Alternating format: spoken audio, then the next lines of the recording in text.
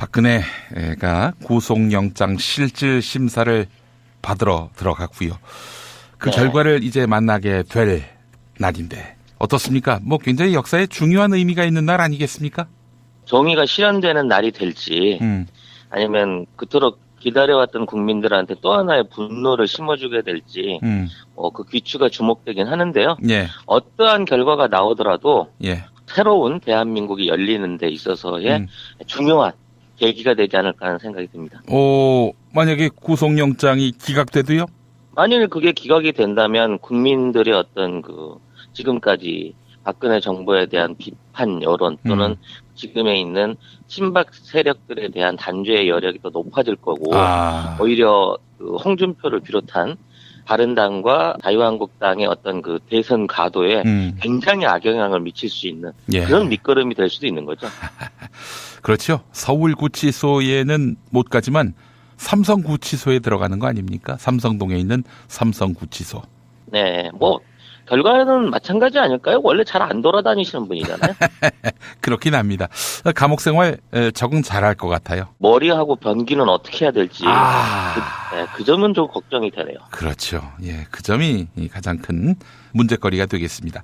장시호, 그러니까 최순실의 조카지요. 장시호가 통일은 대박이다 이 말을 했을 때 박근혜가 대통령을 한 번 더 해먹을 생각으로 통일은 대박이다 이렇게 표현한 것이다라고 이야기했다고 하는데 정말 그렇게 되면 통일은 대박인데 본인만 대박인 거 아닙니까?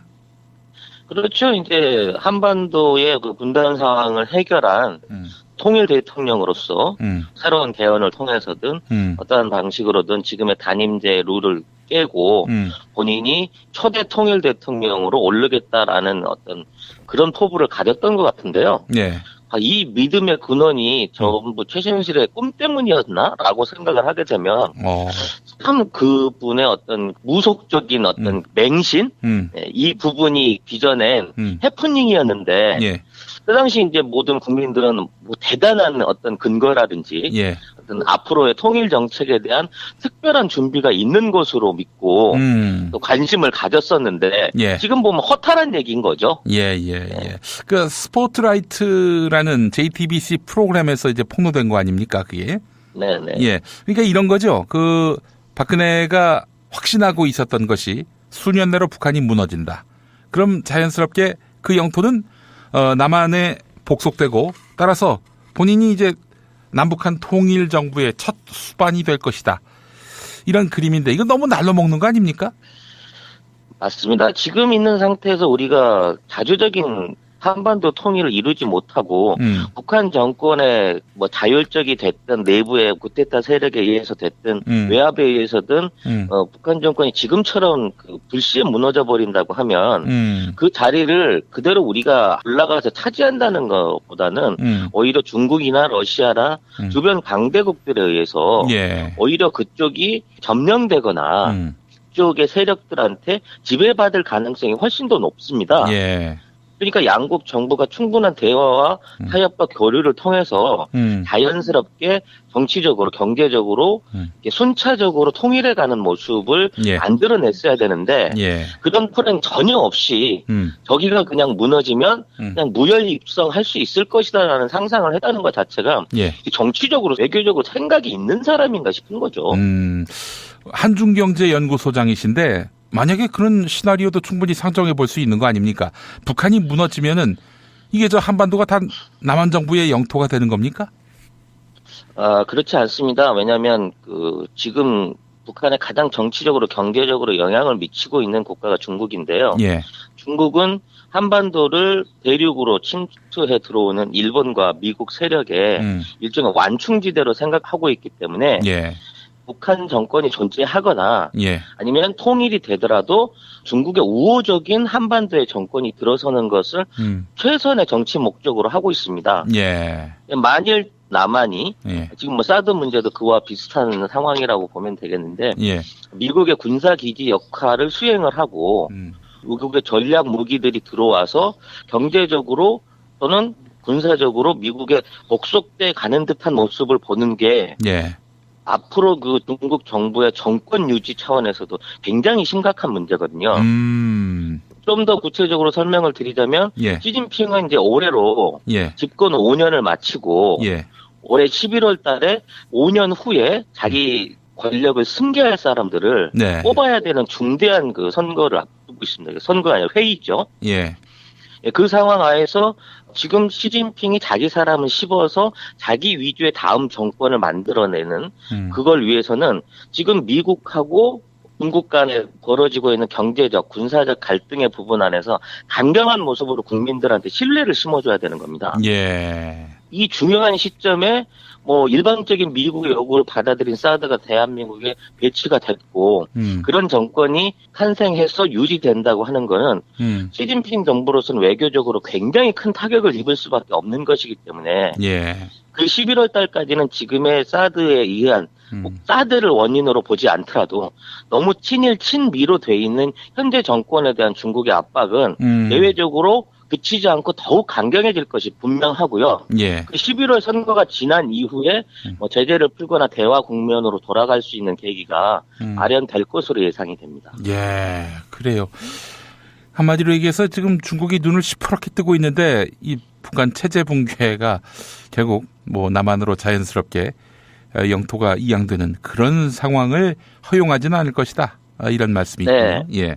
지금 이제 중국의 주력 미사일 부대가 이제 동풍 미사일이라는 부대가 있는데요. 예. 이게 이제 사거리가 800km에서 1000km 좌우되는 중국의 주축 미사일들입니다. 예. 근데 이 미사일 기지가 전부 한반도와 중국의 국경선 부분에 위치를 하고 있기 때문에 예. 만일 군사적으로든지 어떤 그 문제가 생기거나 미군과의 그 한반도 안에서 국지전이 벌어지게 된다면 한반도 전역이 다 사정권 안에 있는 거고요. 예. 예. 전 세계에서 가장 많은 기갑부대를 가지고 있는 중국이 그 기갑부대 사단들을 실제 압록강 주변에 배치를 하고 도하 훈련을 꾸준히 하고 있다는 외신이 있습니다. 그러니까 만일에 북한의 정권이 위험해지거나 이 정권의 어떤 그 변개가 생기게 되면 즉각적으로 개입할 준비를 하고 있기 때문에 지금 상태에서 북한이 그냥 무너져 버린다고 하면 오히려 중국과 우리가 국경선을 맞대고 있는 또 새로운 그 외교 공무원을 맞이하게 되는 거거든요. 그래서 너무 낙관적인 박근혜의 그 통일 대박론은 지금 생각해 보면 헛웃음밖에 안 나는 뭐 그런 해프닝이었다는 생각이 듭니다. 그러니까 결국 이제 최순실이 뭐 꿈에서 혹은 뭐 점장이한테 혼수를 들었는지는 알 수 없습니다만은 그냥 뭐 아무런 정치적 외교적 고려 없이 그냥 북한이 무너지면 그 땅은 우리 땅이다. 대박의 수익 모델이 생긴다. 박근혜를 한반도의 초대 통일 대통령으로 세우면 이 공리를 했다는 거 아닙니까?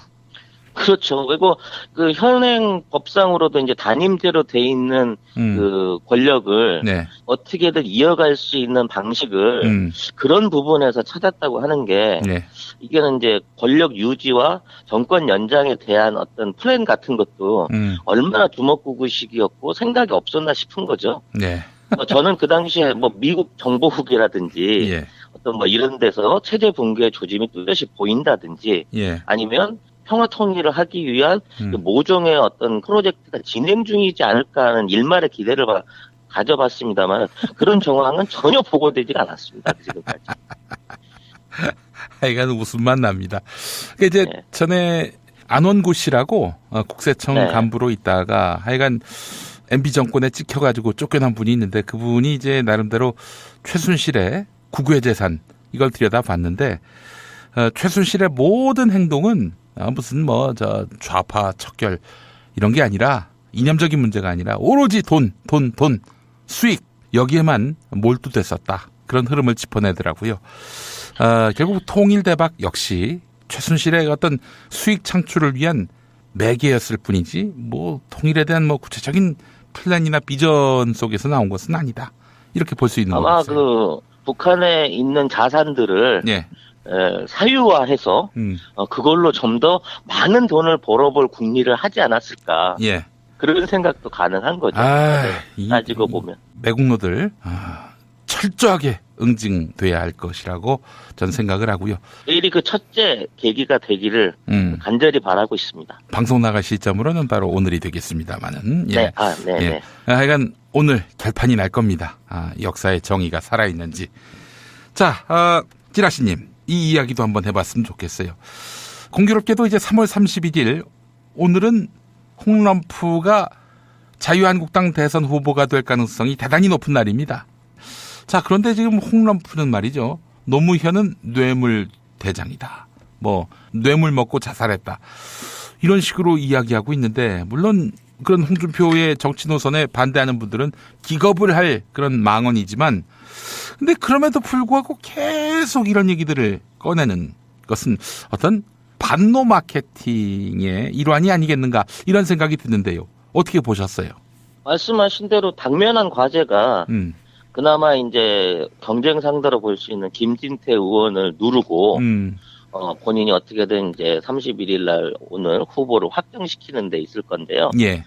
지금 후보들 간의 어떤 경쟁 또는 서로 주고받는 대화들, 공개 토론안에서 오가는 얘기들이 예. 시정 잡배나 할 만한 인신 공격과 아주 비열한 언사들이 네. 그대로 방송을 타고 드러나고 있어요. 예.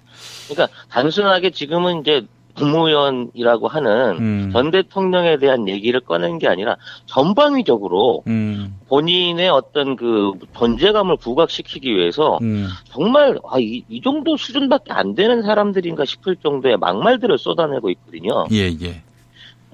그 부분 안에서 지금 뇌물에 대한 부분이 지적된 것은 예. 본인도 사실 뇌물죄에 연관돼서 지금 대법원 선고를 앞두고 있지 않습니까? 예, 예. 그러면서 이제 김진태 의원한테 나는 무죄를 받지 않았느냐라는 식으로 얘기를 하는데 예. 또 정권이 바뀌고 사법정의가 바로 이루어지게 되면 박근혜 뇌물죄가 인정되는데 홍준표가 뇌물죄가 성립 안 할 이유가 없거든요. 그렇기 때문에 후보로 나오더라도 그럴 리는 없겠지만 당선이 된다고 하더라도 예. 이게 정상적인 도덕성을 갖춘 대통령으로 자리를 잡을 수가 없는 거죠. 그러다 보니까 비교가 될 수 있는 다른 대상을 같이 물고 늘어져 가지고 자기 자신에 대한 일종의 핑계거리를 만드는 데 지나지 않는 것 같고요. 예. 이런 식의 막말을 통한 주변의 시선 집중을 통해서 예. 자유한국당의 후보가 된다고 하더라도 예, 예. 본선에서도 이런 유로밖에 정치 공세를 펼 수 없는 사람이라는 게 드러나 버린 거죠. 아니 근데 말이죠. 전략적으로 그게 맞는 전략입니까? 아니 노무현 전 대통령이 지금 가장 존경받는 전직 대통령으로 꼽히고 있는데 박정희를 누른 지 오래예요. 그럼에도 그렇죠. 불구하고 다수 국민의 표를 받아서 대통령이 되겠다는 사람이 다수 국민의 지지를 받고 있는 전직 대통령을 비방모략한다? 무슨 목적과 목표를 갖는 전략인지 도무지 이해가 안 됩니다. 물론 홍준표가 기대할 만한 또는 의미가 있을 만한 지지율을 얻어낼 수는 없을 겁니다. 근데 예. 그걸 위해서 유일하게 공략할 수 있는 방법은 현재 이제 대구, 경북, 경남, PK에 있는 정통적인 지역 정서를 호소하는 수밖에 없을 거거든요. 그러다 보니까 그쪽 지지자들한테 쉽게 말하면 노무현 전 대통령에 쏠려있던 호감 부분을 어떻게든 깎아내려야 하는 일종의 지산과제가 있는 것이고 예. 나중에라도 어떤 그런 공방 내지는 누가 영남의 적자인가, 누가 영남을 위해서 정치를 할 수 있는 사람인가 이런 거를 하기 위해서라도 지금의 이 노무현의 그림자를 벗겨내기 위한 굉장히 고단수적이고 치졸하긴 하지만 정치적 계산이 돼 있는 그런 이제 발표고 그런 이제 어록이다라고 인정을 해야 될 것 같습니다. 그렇다면은 지금 말씀을 들어보니 홍준표는 이번에 대통령이 될 마음이 없다. 이런 뜻으로 또 읽힙니다. 대세가 이미 기울어져 있기 때문에 예. 지금 있는 상황에서 자신이 당선되리라고 믿지는 않을 것 같고요. 그렇기 때문에 실은 경남도지사 보궐선거 못하게 꼼수를 쓰는 거 아닙니까?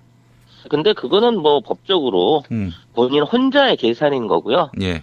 선관위가 일요일이라도 그 사퇴서를 받아서 처리해버리면 되는 거기 때문에. 그렇긴 하네요, 보니까. 예.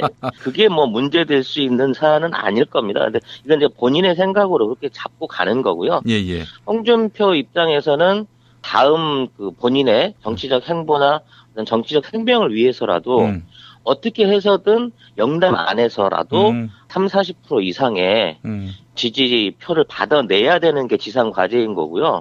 만일 그걸 못하게 된다면 그동안 어떤 그 여권 그러니까 지금의 새누리당이 가져왔던 정치적인 본산 자체를 민주당에 그대로 내주게 되는 결과가 있게 되는 거거든요. 예. 그러면 재기불능이 되는 거죠, 현재로서는. 이번 선거 자체뿐만이 아니라 앞으로 뭐 총선에서도 지방선거에서도 도저히 이길 수 없는 당으로, 소수당으로 정치 세력으로 전락할 수 있는 부분이 있기 때문에 어떻게든 뭐 사활을 걸고라도 지금과 같은 비상식적인 정치 공세들을 풀어냄으로 인해서 지역 정산에 나이 많은 어르신들의 어떤 그 동의와 지지를 구해보려고 하는 이제 마지막 전술인 거죠. 이제 홍준표가 내세울 수 있는. 또 그런 면도 있고 워낙 홍준표가 이 당에서 마이너니까 그렇지 않습니까? 네. 마이너 아니에요. 그러니까 그렇죠. 확실하게 그 주류로 뿌리 내리기 위해서 자유한국당의 그 대의가 그런 거 아닙니까? 노무현 반대, 좌파 반대. 그러니까 그 정서의 정면으로 호소할 수 있는 길은 다른 무엇보다도 뭐 정책에 대한 비난보다는 노무현이라는 일개인에 대한 비난으로 이렇게 확실하게 자기 색을 드러냈을 때 TK의 주류로도 자기가 우뚝 설 수 있다라고 판단한 것 같습니다. 현재 홍준표 지사의 지지율이 10%를 넘지 않고 있습니다. 예. 홍준표 지사는 32일 날 후보 경선이 끝나고 나면 어찌 됐든 대연정에 대한 제안을 주고받을 수밖에 없는 입장인데 예. 그 안에 어떻게든 의미가 있는 지지율 회복을 못하게 되면 앞으로 혹시라도 있을 수 있는 범여권의 정계 개편이 예. 지금까지 가장 높은 지지 수치를 받고 있는 안철수를 중심으로 이루어질 가능성이 높기 때문에 지금 시간이 없는 거예요. 바로 오늘 이후 4월 5일 전에 모든 대선 주자가 확보되기 전에 범여권 안에서의 어떤 그 세력 규합을 위한 최소한의 기본표를 만들어내야 되는 과제가 있기 때문에 아직 자기네 경선이 끝나지도 않은 상황에서 전혀 엉뚱한 노무현이라고 하는 민주당의 어떤 그림자를 걷어내고 있는 선수를 친다고 이렇게 분석을 해야 되는 게 맞을까요? 그러니까 이제 결국 생존을 위해 생계형 노무현 모략이군요. 그렇죠. 근데 참 애잔하죠. 왜냐하면 세월이 다르고 이미 이제 노무현 대통령에 대한 재평가가 어느 정도 끝나 있는 상황에서 이런 이제 구태의연한 방식으로 정치를 풀어가고 있는 뭐 자유한국당이나 홍준표 지사에 대한 지지율은 오히려 역풍을 맞아서 더 떨어지게 될 공산이 높지 않나.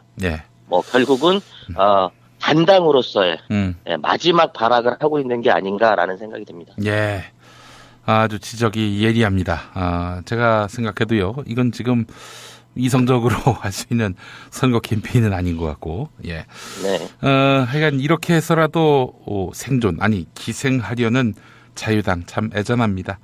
자유당의 혁신을 위해서는 뭐 김용민밖에는 대안이 없다라는 점을 오늘 또 다시 한번. 네, 저도 적극적으로 그 부분을 좀 강조를 하고 싶습니다. 아직까지 당적 회복하시고 계신 건가요? 제가 지금 시간이 없어서 그런데 변호사까지 다 얘기가 됐습니다. 그 지위를 회복하는 그런 법적 투쟁 공언했고요. 실행에 옮길 겁니다. 선거 운동에 들어가시게 되면 제가 적극적으로 돕도록 하겠습니다. 알겠습니다. 자, 오늘 말씀 너무 잘 들었습니다. 고맙습니다. 네, 감사합니다.